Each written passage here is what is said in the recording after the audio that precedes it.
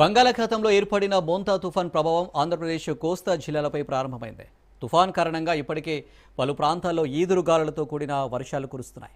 తుఫాన్ తీరానికి సమీపించే కొద్దీ దీని ప్రభావం మరింత తీవ్రంగా ఉంటుందని వాతావరణ శాఖ హెచ్చరిస్తుంది.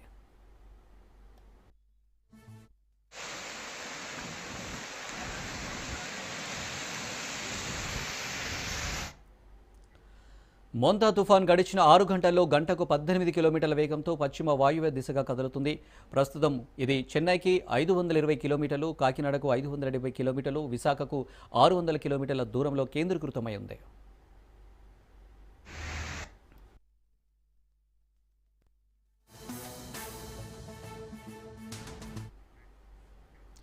ఈ తుఫాన్ మరింత బలపడి రేపు ఉదయానికి తీవ్ర తుఫానుగా మారే అవకాశం ఉందని అధికారులు అంచనా వేస్తున్నారు.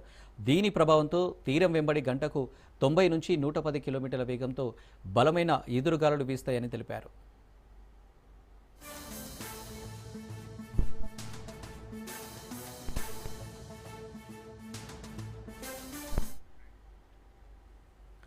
ఈ నేపథ్యంలో ప్రజలు, ముఖ్యంగా మత్స్యకారులు అప్రమత్తంగా ఉండాలని రాష్ట్ర విపత్తుల నిర్వహణ సంస్థ ఎండీ ప్రఖర్ జైన్ సూచించారు. అధికారులు జారీ చేసే హెచ్చరికలను పాటిస్తూ సురక్షిత ప్రాంతాల్లో ఉండాలని ఆయన విజ్ఞప్తి చేశారు. తుఫాన్ కదలికలను ఎప్పటికప్పుడు పర్యవేక్షిస్తున్నట్లు ఆయన తెలిపారు.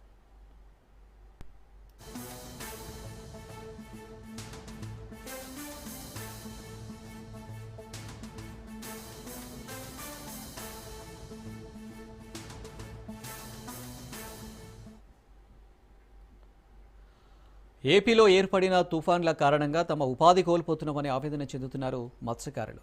మోంతా తుఫాన్ కారణంగా సముద్రం అల్లోకల్లోలంగా మారిందని, వేటకు వెళ్లరాదని వాతావరణ శాఖ అధికారులు హెచ్చరించారు. తుఫాన్ ప్రభావంతో సముద్రం అంతటా అల్లోకల్లోలంగా ఉండడంతో స్థానికంగా వ్యాపారులు నిలిచిపోయాయి. దేశ విదేశాలకు ఎక్స్పోర్ట్ అయ్యే చేపలు, రొయ్యలు ఇప్పుడు నిలిచిపోయిన స్థితి కనిపిస్తుంది.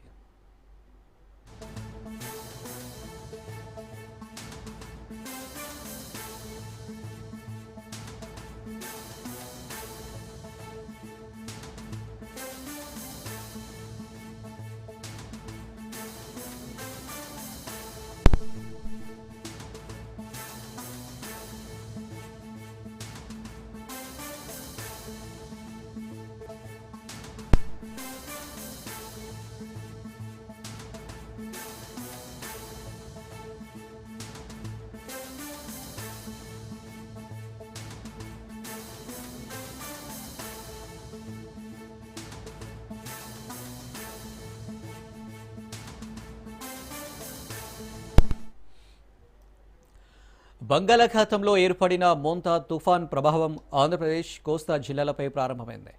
తుఫాన్ కారణంగా ఇప్పటికే పలు ప్రాంతాల్లో ఈదురుగాలులతో కూడిన వర్షాలు కురుస్తున్నాయి. తుఫాన్ తీరానికి సమీపించే కొద్దీ దీని ప్రభావం మరింత తీవ్రంగా ఉంటుందని వాతావరణ శాఖ హెచ్చరిస్తోంది.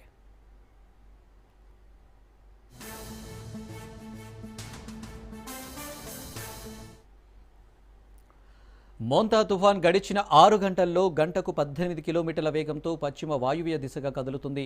ప్రస్తుతం ఇది చెన్నైకి 520 కిలోమీటర్లు, కాకినాడకు 570 కిలోమీటర్లు, విశాఖకు 600 కిలోమీటర్ల దూరంలో కేంద్రీకృతమైంది.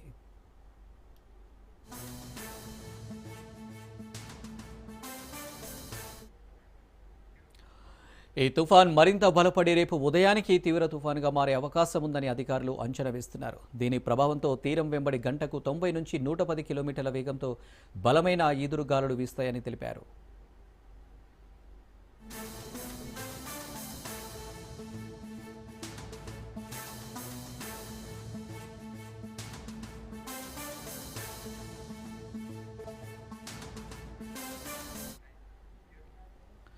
ఈ నేపథ్యంలో ప్రజలు, ముఖ్యంగా మత్స్యకారులు అప్రమత్తంగా ఉండాలని రాష్ట్ర విపత్తుల నిర్వహణ సంస్థ ఎండీ ప్రఖర్ జైన్ సూచించారు. అధికారులు జారీ చేసే హెచ్చరికలను పాటిస్తూ సురక్షిత ప్రాంతాల్లో ఉండాలని ఆయన విజ్ఞప్తి చేశారు. తుఫాన్ కదలికలను ఎప్పటికప్పుడు పర్యవేక్షిస్తున్నట్లు ఆయన తెలిపారు.